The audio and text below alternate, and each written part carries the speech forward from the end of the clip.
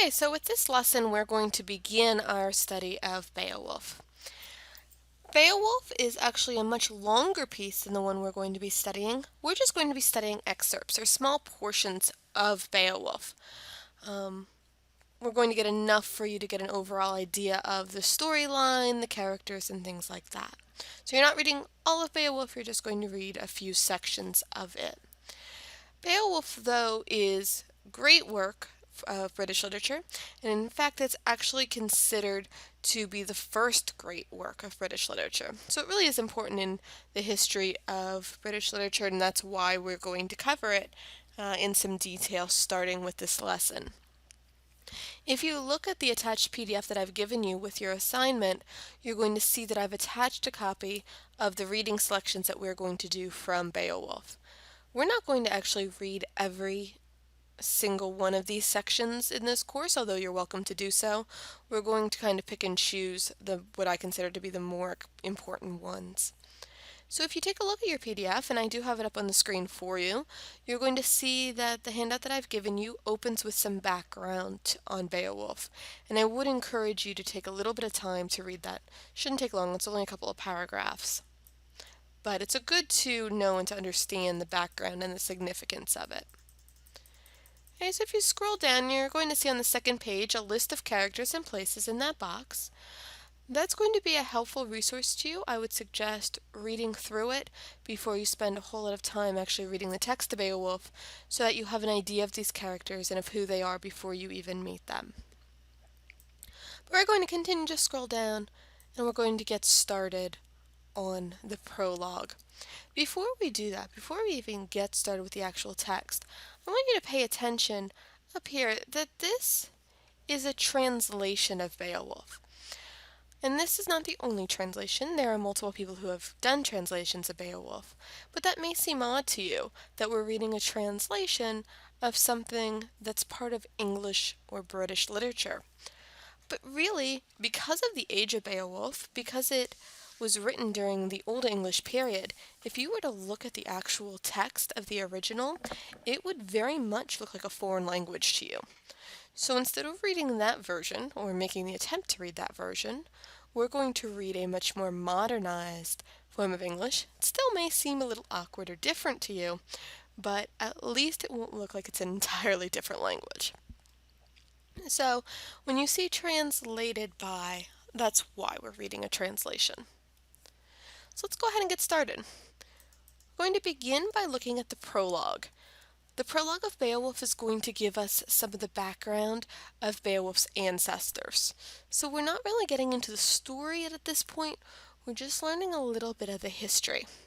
And I'm going to get this started with you, and then I'm going to ask that you provide me with a summary of the remaining part of the prologue. So basically, write a biography for me of the background. So let's take a look. Best thing to do when reading Beowulf is to take it line by line, which may seem like it will take a little bit of extra work, but really it does go much faster, especially when you've gotten yourself into the habit. So let's look at the first line. Hear me. So with that opening, we can already get kind of a different tone to this. This is a very formalized type of writing. It's an epic. We've heard of Danish heroes, ancient kings and the glory they cut for themselves, swinging mighty swords. Okay, so let's stop and put that in plain English. Basically, we are being told that, we've heard about all of these heroes, they were kings, and they, with their sword, won themselves glory. Okay? Now we're going to learn about a Danish king named Scyld. Notice the little one there. Whenever you see things like this, guys, please pay attention to the fact that that means that there is some kind of footnote at the bottom of the page. It's usually helpful to know that information, so make sure you pay attention to that, please. Scyld made slaves of soldiers from every land. Okay, so soldiers would come in, and he would obviously conquer them. Crowds of captives he'd beaten into terror. He traveled to Denmark alone, an abandoned child, but changed his own fate. So here we learn a little bit of background of him before he became king. He arrived in Denmark. He was a child that was abandoned, so he was an orphan. But instead of falling to the wayside, dying, living in poverty, he decided to change his fate. He lived to be rich and much honored. So he didn't stay poor and homeless. He became king, became rich, became honored. He ruled lands on all sides. Just explaining to you where his kingdom is. Wherever the sea would take them, his soldiers sailed, returned with tribute and obedience. So this is a king who was not just content to sit and govern his own land. He went out and conquered new lands, continued to send his soldiers out, and those soldiers then returned to him with the obedience of the people that they conquered. There was a brave king, and he gave them more than his glory.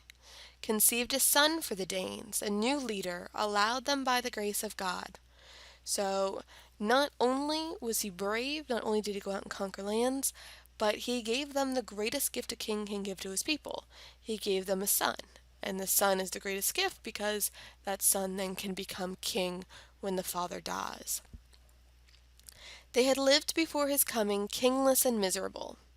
Now the Lord of all life, ruler of glory, blessed them with a prince, Beowulf. Okay, and again, there's that little footnote sign that gives us more information about him down at the bottom of the page. So you can see just from that introduction that we're just getting the background, the history, the ancestry leading up to Beowulf's character. So for this opening assignment, what I'd really like you to do is take your time, read the prologue, and then give me the background. Give me the family history that we learn about in the prologue. Probably will take you only about a paragraph or so, but make sure that the family history that you give me is complete. As always, if you're struggling with it or you have any questions, please let me know.